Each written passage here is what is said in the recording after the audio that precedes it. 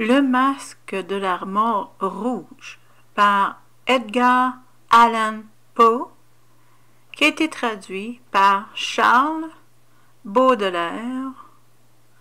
Nouvelles histoires extraordinaires, Alcointin, 1884, pages 153 à 160.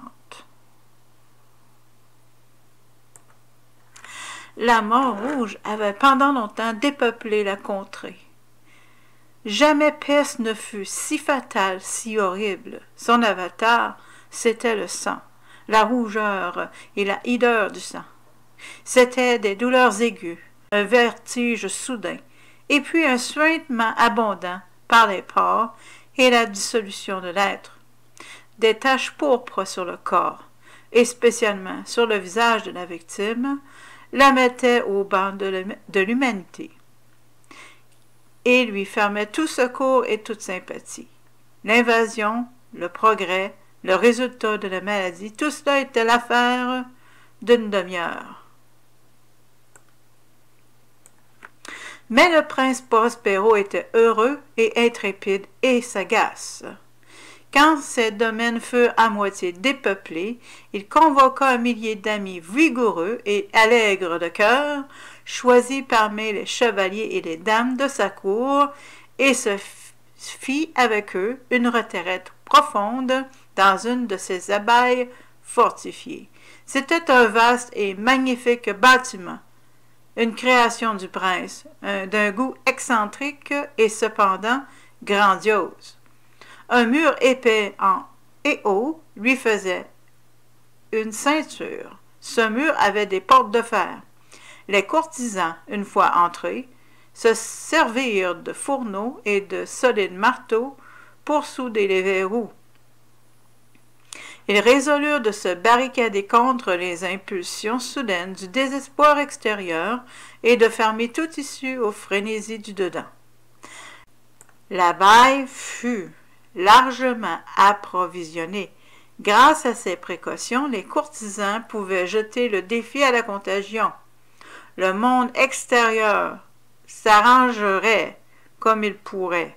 En attendant, c'était folie de s'affliger ou de penser. Le prince avait pourvu à tous les moyens de plaisir. Il y avait des bouffons, il y avait des improvisateurs, des danseurs, des musiciens, il y avait le beau sous toutes ses formes, il y avait le vin. En dedans, il y avait toutes ces belles choses et la sécurité. Au dehors, la mort rouge. Ce fut vers la fin du 5e ou 6e mois de sa retraite, et pendant que le fléau sévissait au dehors avec le plus de rage, que le prince Prospero gratifia ses 1000 amis d'un bal masqué de la plus insolite magnificence. Tableau somptueux que cette mascarade. Mais d'abord, laissez-moi vous décrire les salles où elle a eu lieu.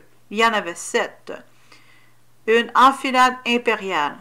Dans beaucoup de palais, ces séries de salons forment de plus longues perspectives en ligne droite, quand les battants des portes sont rabattus sur les murs de chaque côté, de sorte que le regard s'enfonce jusqu'au bout, sans obstacle. Ici, le cas était fort différent, comme on pourrait s'y attendre de la part du duc et de son goût très vif pour le bizarre. Les salles étaient si irrégulièrement disposées que l'œil n'en pouvait guère embrasser plus d'une à la fois. Au bout d'un espace de 20 à 30 yards, c'est comme ça qu'ils l'ont écrit, yards, il y avait un brusque détour, et à chaque coude, un nouvel aspect.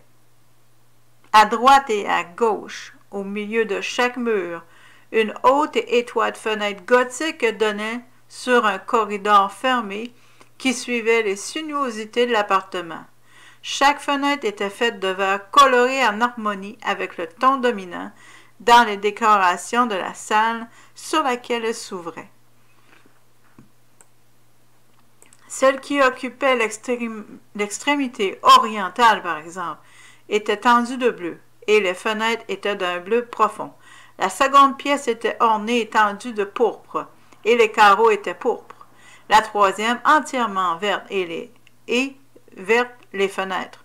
La quatrième, décorée d'orange, était éclairée par une fenêtre orangée. La cinquième, blanche. La sixième, violette.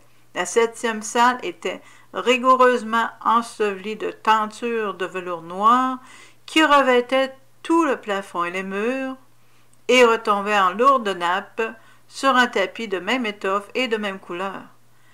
Mais dans cette chambre seulement, la couleur des fenêtres ne correspondait pas à la décoration.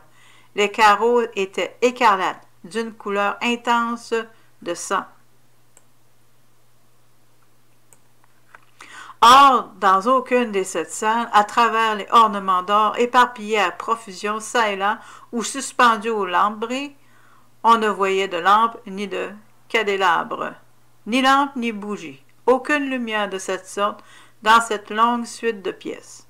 Mais dans les corridors qui leur servaient de ceinture, juste en face de chaque fenêtre se dressait un énorme trépied, avec un brasier éclatant, qui projetait ses rayons à travers les carreaux de couleur et illuminait la salle d'une manière éblouissante.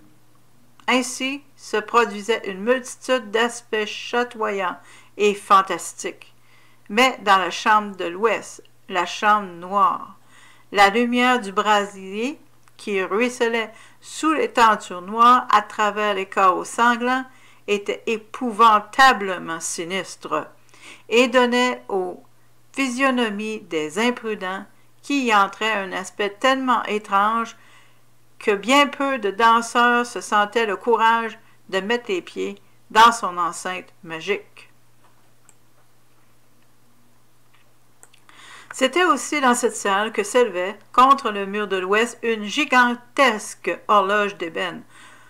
Son pendule se balançait avec un tic-tac sourd, lourd, monotone, et, quand l'aiguille des minutes avait fait le circuit du cadran et que l'heure allait sonner, il s'élevait des poumons d'airain de la machine un son clair, éclatant, profond et excessivement musical, mais d'une note si particulière et d'une énergie telle que, d'heure en heure, les musiciens de l'orchestre étaient contraints d'interrompre un instant leurs accords pour écouter la musique de l'heure.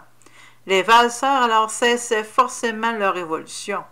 Un trouble momentané courait dans toute la joyeuse compagnie, et, tant que vibrait le carillon, on remarquait que les plus fous devenaient pâles, et que les plus âgés, les plus rassis, passaient leurs mains sur leur front, comme dans une méditation ou une rêverie délirante. Mais quand l'écho s'était tout à fait évanoui, une légère hilarité circulait dans toute l'assemblée. Les musiciens s'entre-regardaient et souriaient de leurs nerfs et de leur folie, et se juraient tout bas, les uns aux autres, que la prochaine sonnerie ne produirait pas en eux la même émotion. Et puis, après la fuite des 60 minutes qui comprennent les 3600 secondes de l'heure disparue, arrivait une nouvelle sonnerie de la fatale horloge. Et c'était le même trouble, le même frisson, les mêmes rêveries. Mais en dépit de tout cela, c'était une joyeuse et magnifique orgie. Le goût du duc était tout particulier.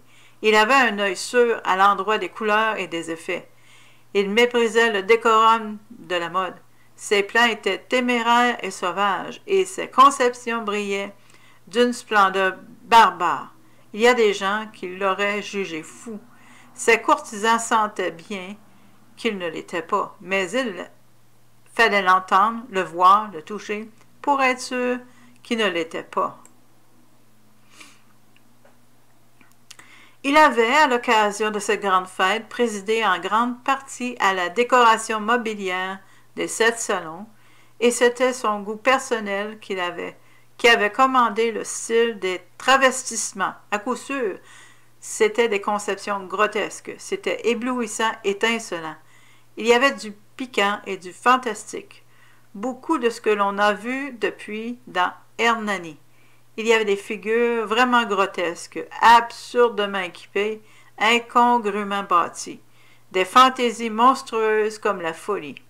Il y avait du beau, du licencieux, du bizarre en quantité, tant soit peu de terrible et du dégoûtant à foison.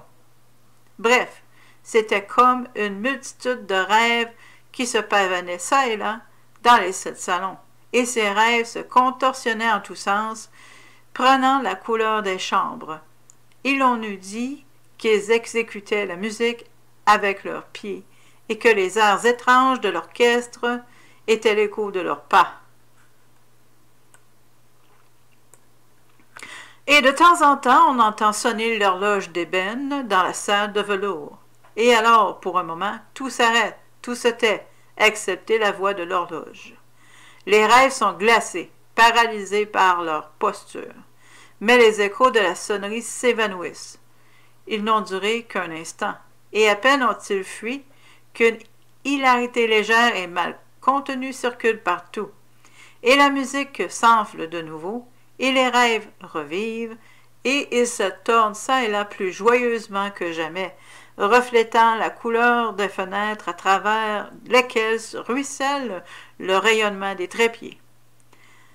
Mais dans la chambre qui est là-haut, tout à l'ouest, aucun masque n'ose maintenant s'aventurer, car la nuit avance et une lumière plus rouge afflue à travers les carreaux couleur de sang, et la noirceur des draperies funèbres est effrayante.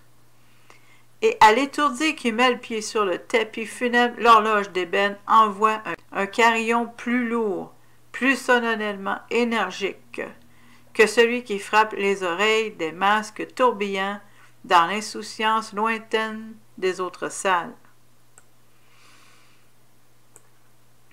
Quant à ces pièces-là, elles fourmillent de monde, et le cœur de la vie y battait fiévreusement, et la tête tourbillonnait toujours, lorsque s'éleva enfin le son de minuit de l'horloge. Alors, comme je l'ai dit, la musique s'arrêta, le tournoiement des valseurs fut suspendu. Il se fit partout, comme naguère, une anxieuse immobilité. Mais le timbre de l'horloge avait, cette fois, 12 coups à sonner. Aussi, il se peut bien que plus de pensées se soient glissées dans les méditations de ceux qui pensaient parmi cette foule festoyante. Et ce fut peut-être aussi pour cela que plusieurs personnes parmi cette foule, ayant que les derniers échos du dernier coup fussent noyés dans le silence, avaient eu le temps de s'apercevoir de la présence d'un masque qui, jusque-là, n'avait aucunement attiré l'attention. Et la nouvelle de cette intrusion s'étant répandue en un chuchotement à la ronde, il s'éleva de toute l'assemblée un bourdonnement, un murmure significatif d'étonnement et de désapprobation, puis finalement de terreur, d'horreur et de dégoût. Dans une réunion de fantômes telle que je l'ai décrite, il fallait sans doute une apparition bien extraordinaire pour causer une telle sensation. La licence carnavalesque de cette nuit était, il est vrai, à peu près illimitée, mais le personnage en question avait dépassé l'extravagance d'un Hérode et franchi les bornes, cependant complaisantes, du décorum imposé par le prince. Il y a dans les cœurs des plus insouciants des cordes qui ne se laissent pas toucher sans émotion, même chez les plus dépravés, chez ceux pour qui la vie et la mort sont également un jeu. Il y a des choses avec lesquelles on ne peut pas jouer. Toute l'assemblée parut alors sentir profondément le mauvais goût et l'inconvenance de la conduite et du costume de l'étranger. Le personnage était grand et décharné, et enveloppé d'un suaire de la tête aux pieds. Le masque qui cachait le visage représentait si bien la physionomie d'un cadavre raidi que l'analyse la plus minutieuse aurait difficilement découvert l'artifice. Et cependant, tous ces fous joyeux auraient peut-être supporté, sinon approuvé, cette laide plaisanterie. Mais le masque avait été jusqu'à adopter le style de la mort rouge, Son vêtement était barbouillé de sang, et son large front, ainsi que tous les traits de sa face, étaient aspergés de l'épouvantable écarlate. Quand les yeux du prince Prospero tombèrent sur cette figure de spectre qui, d'un mouvement lent, solennel, emphatique, comme pour mieux soutenir son rôle, se promenait çà et là à travers les danseurs, on le vit d'abord convulsé par un violent frisson de terreur et de dégoût. Mais une seconde après, son front s'empourpra de rage. « Qui ose ?» demanda-t-il d'une voix enrouée aux courtisans debout près de lui, « qui ose nous insulter par cette ironie blasphématoire? Emparez-vous de lui et démasquez-le, que nous sachions qui nous aurons à pendre au créneau au lever du soleil. » C'était dans la chambre de l'Est, ou chambre bleue, que se trouvait le prince Prospero, quand il prononça ces paroles. Elles retentirent fortement et clairement à travers les 7 salons, car le prince était un homme impétueux et robuste, et la musique s'était tue à un signe de sa main. C'était dans la chambre bleue que se tenait le prince, avec un groupe de pâles courtisans à ses côtés. D'abord, pendant qu'il parlait, il y eut parmi le groupe un léger mouvement en avant dans la direction de l'intrus, qui fut un instant presque à leur portée, et qui maintenant, d'un pas délibéré et majestueux, se rapprochait de plus en plus du prince. Mais, par la suite d'une certaine terreur indéfinissable que l'audace insensée du masque avait inspirée à toute la société, il ne se trouva personne pour lui mettre la main dessus, si bien que, ne trouvant aucun obstacle, il passa à 2 pas de la personne du prince, et pendant que l'immense assemblée, comme obéissant à un seul mouvement, reculait du centre de la salle vers les murs, il continua sa route sans interruption, de ce même pas solennel et mesuré qui l'avait tout d'abord caractérisé de la chambre bleue à la chambre pourpre, de la chambre pourpre à la chambre verte, de la chambre verte à l'orange, de celle-ci à la blanche et de celle-là à la violette, autant qu'on eût fait un mouvement décisif pour l'arrêter. Ce fut alors toutefois que le prince Prospero, exaspéré par la rage et la honte de sa lâcheté d'une minute, s'élança précipitamment à travers les 6 chambres, où nul ne le vit, car une terreur mortelle s'était emparée de tout le monde.